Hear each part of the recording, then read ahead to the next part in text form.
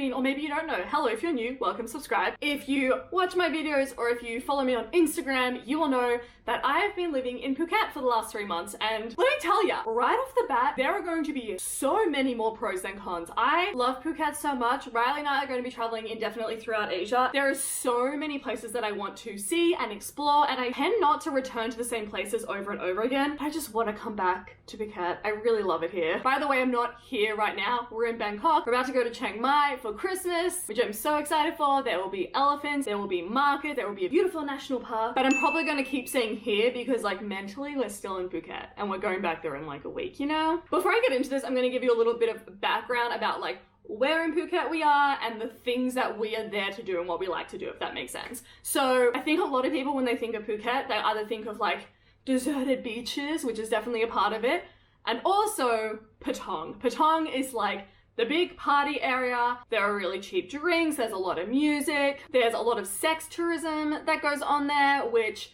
we're not going to make a video about that right now. So there's that side of Phuket, and then there's also the old town, which is where we're a lot closer to. We've been staying at the Base Heights in Phuket, which has been incredible. This place is gorgeous. It has a rooftop pool, got a gorgeous like studio-esque apartment. Would highly recommend. But yeah, our vibe is more like go to cafes. I like editing my videos in cafes. I'm very much a schemy and a creative gal, and so I love to work in cafes. That's just where my brain works best. Some people prefer libraries, some people prefer co-working spaces.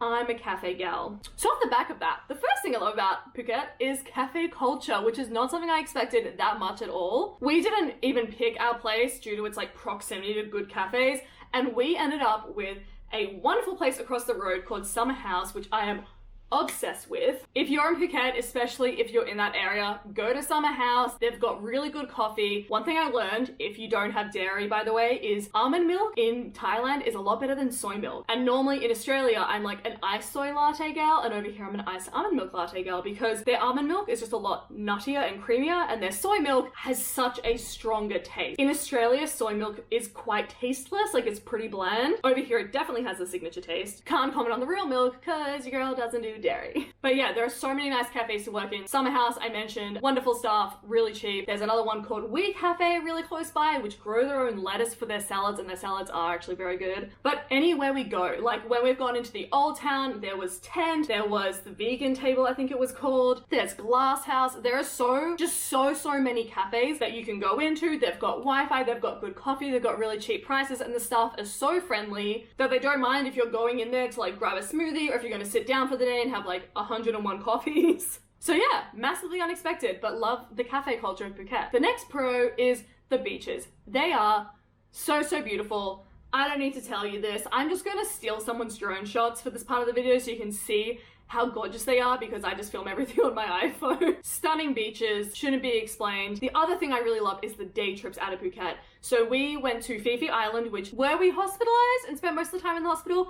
Yes, but even that didn't stop me from marveling at how beautiful Phi Phi Island is. Mostly because my hospital had an actual view of the ocean, like from my hospital bed. If you haven't seen my video about getting hospitalized on Phi Phi Island, go check it out. It was quite the journey. Liam and I are also planning a trip to KO Sok. By the time this video goes up, we've probably already gone on the trip, but by the time I'm filming this, which is right now, we haven't gone on the trip, but I'm so excited for KO Sok.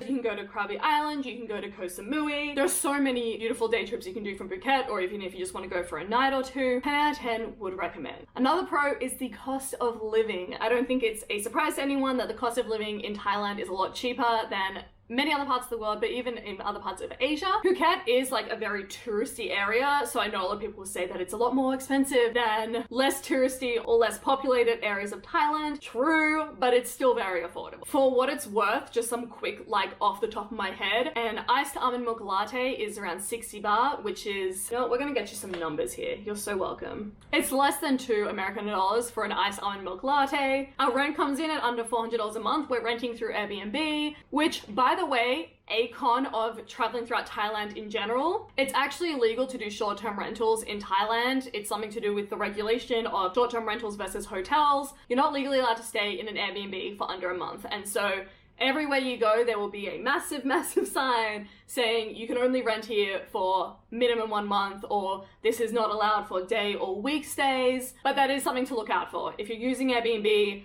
just be cautious and talk to your host as well, because there could be changes to law coming up. I'm not pretending to be a legal channel, but that's a con. On cost of living, the bus also costs 15 baht, which is 50 US cents. We would get food delivery a lot, which by the way, Food Panda is the delivery service over here and it's free. We did a lot of research into figuring out how they're even making money. Turns out it's by ads, but like, it's a curse. Like, I've ordered just a mango smoothie to my house, which would cost around 50 baht, so like less than 2 Australian dollars. And I shouldn't be allowed to do that. But having your full meal delivered to you will only really set you back like max $4 for like a full meal with, if you're a meat person, meat, veg, rice. If you're ordering ramen, we love a good stir fry in our household. We're very big on stir fry and pad thai. Everywhere the pad thai costs us like 50 baht, which is around 160 US dollars, and it is so delicious. So yeah, cost of living, very, very affordable. If you're interested in more cost of living stuff, I do have like a tips highlight on my Instagram where I have just shared all the time when I've gone around my day. If I've got food, if I've caught the bus, if I've done anything that costs money, I always share it and I put it into my tips section. So feel free to check that out if you're still about the cost of how everything is. Cost of how everything is. Nailed it. Mwah. Great sentence. One con off the back of meals and delivery services is there aren't that many veggie options in Phuket. If you go into the old town, you can definitely find a lot of vegan restaurants, but I haven't found as many veggie options as I did when I was in Bangkok. But also, like, at the same time, it's not impossible. A lot of the time, I just order the thing that has meat and then write in Thai, no meat please, I'm vegetarian, please add more vegetables, or please add tofu. So you're not going to starve, but sometimes you might be a bit more, you might want a little more variety. I've definitely gotten to that point a few times because I'm vegan, and after a while you're like, oh, mixed vegetables and tofu and rice again. The avocado! Thanks! Another pro to back that up is the people. The people are so nice. I know I've already told you guys about Summer House, but there's a woman who works there and I'm obsessed with her. We're at the stage where if I walk into the cafe, she sees me and she just holds up one finger and I nod. And then before I've like set up my laptop, there's already an iced almond milk latte on my table. And even the cafes that we go to way less regularly than Summer House is literally across the road. Like, I cannot express how convenient it is.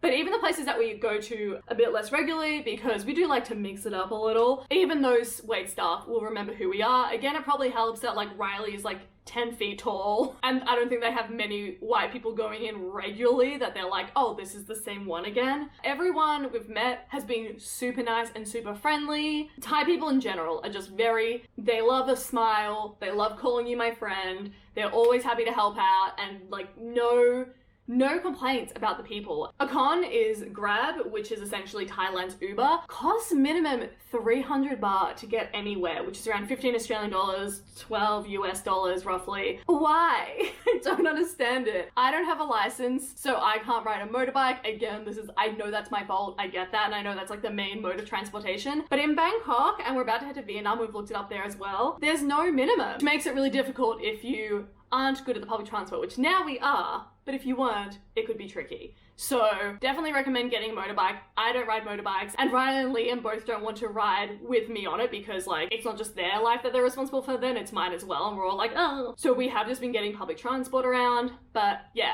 300 baht minimum for a Grab is very, by comparison, it kind of costs around 6 US dollars to get a Grab for 30 minutes in Bangkok. So it's a definite jump, which is probably because of, and like, let's be real, this is my other con, but like, I know how I sound saying it, but the tourists. And this is not a gripe at every tourist, it's just like a specific type of tourist that goes to Phuket. They're also the kind of tourists that go to Kuta in Bali. In the UK, it's the kind of tourist that goes to Ibiza. You know, that kind of tourist. They're not my kind of people, but also like, I'm also a goddamn white tourist in Phuket, so I'm not gonna be like, wow, the worst thing, because like, I can see me. Another con is Patong is just the hell that I expected it to be. We only went there very briefly because we went to a beach nearby, and then we were like, hey, let's just like wander through Patong and check it out. I still don't know what Liam and I are gonna do for New Year's. I know this is going out after New Year's, so like, sorry for pondering this now, but we want to go out. We want to be where the people are, but I don't want to be in Patong. There were police sirens because tourists were just getting too trashy, and we were there at like 5:30 p.m. People were very drunk. The prices had hiked, like just going past all the little stalls, we noticed that it was more expensive than it was in the area that we were in. There's a lot of sex tourism there, which in Thailand can be a lot of an issue because a lot of it's from sex trafficking, and a lot of the kind of men that you would expect to be in an area that has a lot of sex tourism were there. But that's Patong. Like that's what you get when you go there. And the final plus, the final pro on this beautiful little list of mine is the weather. And let me tell you, I'm not a humid gal. I do not like humidity because I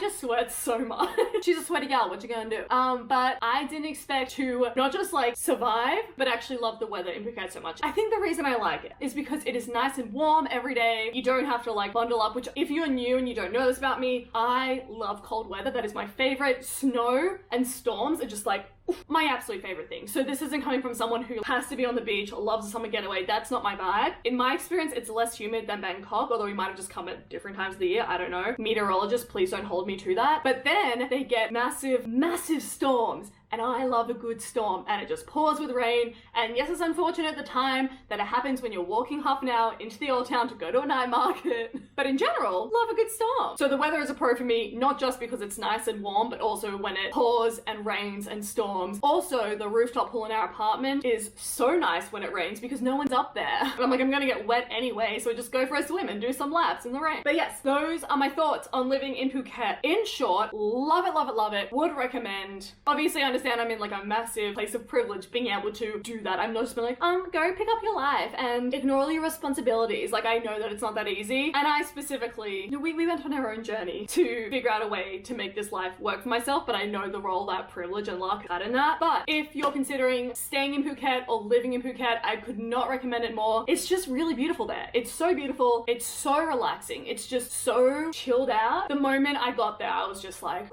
which to be fair, I was coming from Bangkok, which is one of the most chaotic cities, but love it. Okay, thank you guys so much for watching this video. If you haven't yet subscribed, also follow me on Instagram if you want to see photos from Phuket and all of our other travels throughout Asia. And also, we are now heading to Ho Chi Minh, which we will be in by the time this video goes live. So if there's any kind of content you want to see from Saigon or Vietnam, please let me know. By the way, if you are from Vietnam, is it Saigon or Ho Chi Minh? Because the impression I'm getting is that like it's officially Ho Chi Minh, but people say Saigon. I would love to know. Anyway, follow me on Instagram to keep up with all of that. Please subscribe if you haven't already. Give this video a like because I need your validation, and I'll see you soon. Bye!